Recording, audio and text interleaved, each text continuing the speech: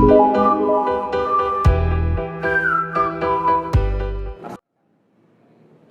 itu juga saya senang berorganisasi. Mulai dari SD, SMP sampai dengan hari ini saya juga berorganisasi. Dari yang organisasi semi politik, ekonomi, bisnis segala macam saya senang. Karena itu saya menyadari bahwa saya ini adalah orang yang masih banyak kekurangan. Orang yang masih belum mampu untuk membeli fasilitas atau menyiapkan fasilitas. Jadi saya harus coba bagaimana beradaptasi dan bersosialisasi sesama teman. Saya juga pernah dulu di salah satu penyelenggara pemilu, ya, di tingkat kota, kecamatan, itu di penyelenggara pemilu lah. Ini menjadi buah bekal sehingga coba untuk mengakselerasikan pembelajaran PPKN dengan pengalaman sebenarnya atau direalisasikan seperti apa sih pembanding data. Dan saya mempelajari itu dan bahkan jadi panitia. Begitu banyak dinamika demokrasi di Indonesia. Dulu saya juga pernah jadi pengawas. Ya itulah, ada beberapa prinsip gitu ya, prinsip demokrasi yang memang harus ditanamkan oleh para penyelenggara pemilu, oleh peserta pemilu, oleh masyarakat itu sendiri, bahkan pemangku kepentingan. Itu menjadi sebuah prinsip. Kalau ditanya langsung pilkades, ini saya belum pernah jadi panitia pilkades karena cuma berangkat. Saya kemarin sama anak-anak coba observasi, langsung datang ke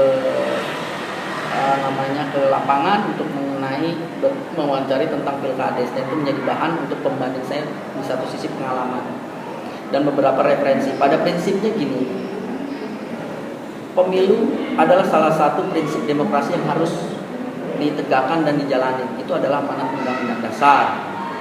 Cuma teknis dan mekanismenya yang berbeda. Nah, kalau di pemilu atau pemilihan umum juga itu adalah amanat undang-undang. Selanjutnya itu menjadi sifatnya nasional, yang berlaku untuk seluruh warga masyarakat bangsa Indonesia, bahkan yang ada di luar negeri. Bahkan panitianya juga ada di luar negeri.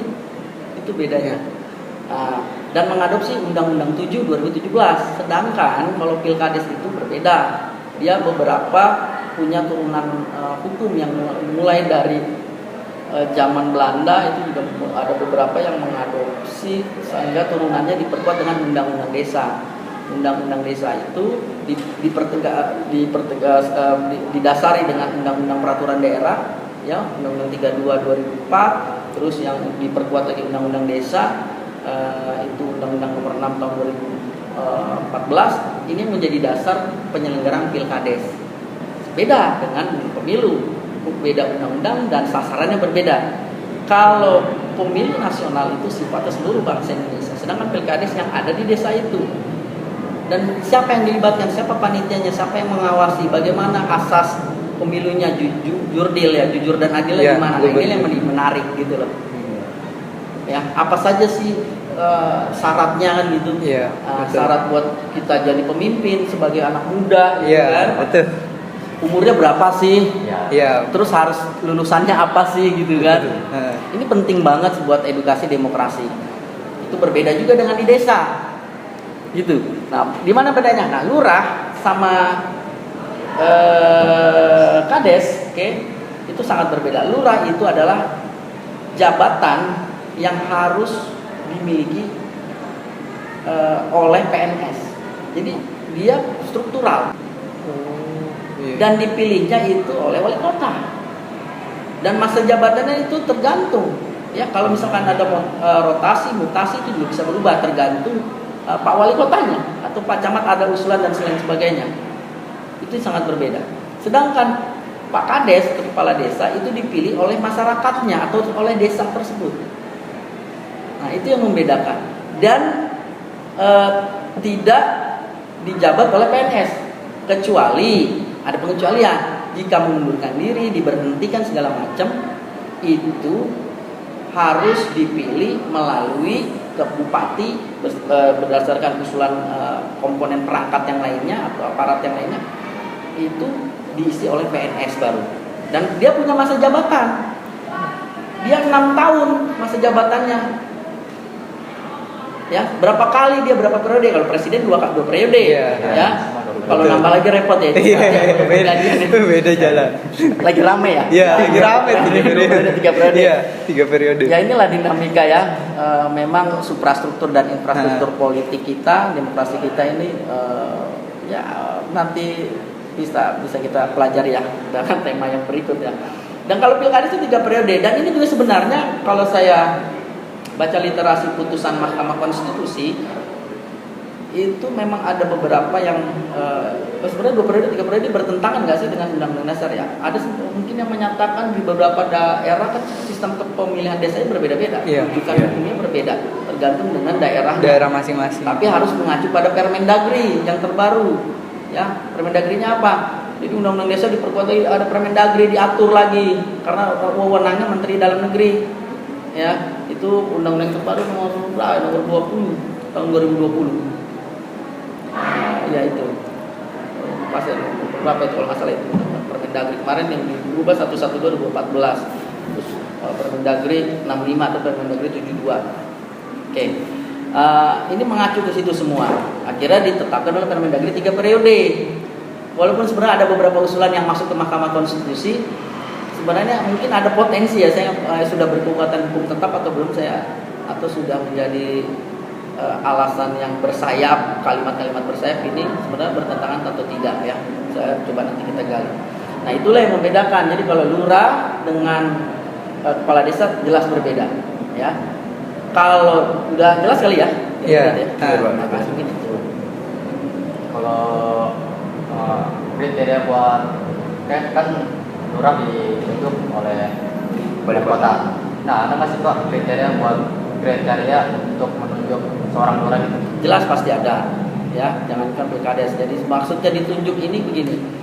Tentu punya pertimbangan dan kewenangan ya, berdasarkan usulan organisasi, perangkat pemerintah, sehingga tidak hanya memberikan menunjuk atau mengaklamasikan lurah, itu kan pasti punya kriteria penilaian dong. Ya, tentunya selain kita di luar bahasa politisir dan segala yang sebagainya, pasti punya prestasi. Harus bebas dari tidak boleh punya terhukuman catatan kriminal segala macam, beriman, mengabdi, loyalitas, punya catatan baik lah intinya. Terutama tidak tergabung ke dalam partai politik. Itu yang paling penting ya. Itu kenapa? Karena bisa dipolitisir, ada pengaruh-pengaruh, nanti berpengaruh pada masyarakat, kebangsaan dan kenegaraan. Kira-kira itu. Terus Pak, mau nyari nyalon? Insya Allah. Umurnya beda ya. Umurnya beda. Kalau misalkan kita nyalon gitu. Ya kalau di lurah, kalau di kades itu minimal SMP sudah bisa nyalon. Gimana? Mau jadi presiden SMA udah bisa. Tapi tidak bisa dia SMP, itu beda. Sebenarnya ya harapan saya sih mungkin bisa sarjana ya jadi presiden ya, atau S2 atau punya karya yang luar biasa, ya itu menjadi persyaratan. Itu ya tinggal tunggu aja nanti DPR sama presiden apa mau dibahas atau enggak, itu juga jadi dinamika politis. Gitu. Kemudian nih Pak, kalau masa jabatan lurah dan kades itu habis, nah sementara untuk pemilihan berikutnya tidak ada calon baru lagi, tidak ada yang mau nyalon lagi, itu gimana? Itu gimana Pak? Saya nggak tahu ini pernah kejadian atau enggak ya. Nggak ada yang nyalon, tapi kayaknya rata-rata semarak ya. Iya. Kayak haus jabatan. Karena kemarin hasil wawancara beberapa kepentingan ya, ternyata proses bupati setelah merencanakan. Jadi prinsip pilkades itu ada 4. Pertama perencanaan, yang kedua adalah pencalonan, yang ketiga adalah pemilihan, yang keempat adalah penetapan. Nah, 4 prinsip ini yang berdasarkan Permendagri dan undang-undang harus dijalankan mekanismenya, mulai dari pembentukan panitia segala macam. Nah, bagaimana kalau misalkan nggak ada yang nyalon kan gitu? Iya. Ada regulasi yang sudah mengatur itu di Permendagri juga sudah jelas ya. Dipilih oleh bupati, tapi harus PNS. Itu ada masa waktunya juga.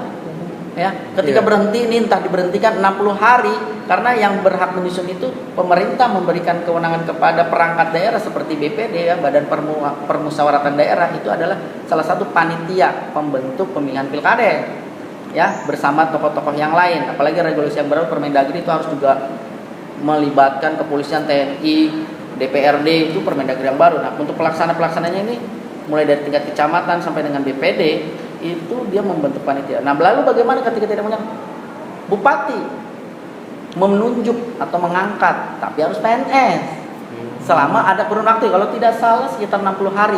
Atas ada nggak nih menyelenggarakan lagi nggak BPD ini? Gitu. Oh, iya. Kira-kira ya. Kemudian kalau jadi kades emang harus ikut partai politik, Pak? Jelas sama kayak lurah. Nggak boleh. Nggak dia. boleh. Nggak boleh. Oh, Nggak boleh ikut partai dia. Sama tadi alasannya mungkin Gimana? politis ya. Kira-kira. Kalau seseorang punya jabatan itu boleh nggak sih Pak merangkap jabatan?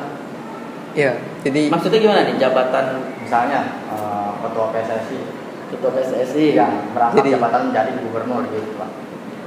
atau untuk kades. atau kepala desa gitu. Nah. iya.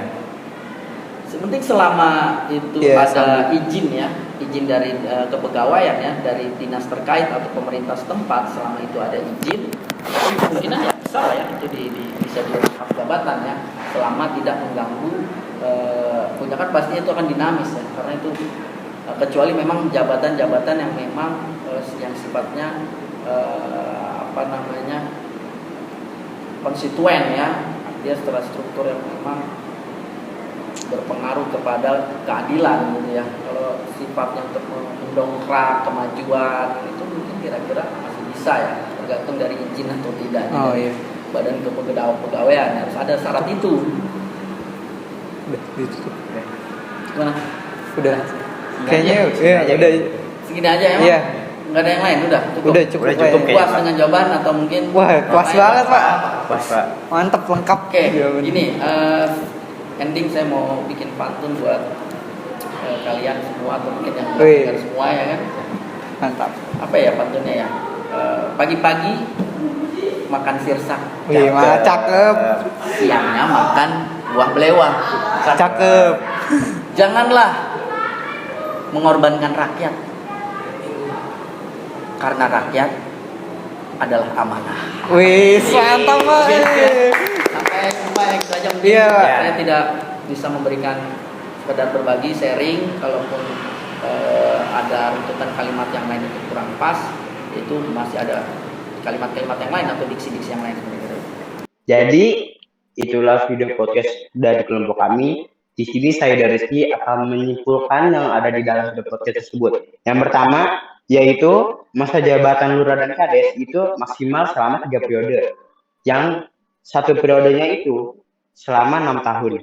Nah, yang kedua yaitu kades tidak boleh tergabung dalam partai politik. Nah, yang ketiga, jika pilkades tidak ada yang mencalonkan, maka bupati akan memilih orang dengan syarat sudah menjadi PNS untuk menjadi kepala desa. Yang keempat yaitu dalam podcast kami berisi tentang perbedaan kades dan lurah. Dan yang kelima, lurah dan kades minimal kelulusannya yaitu SMP.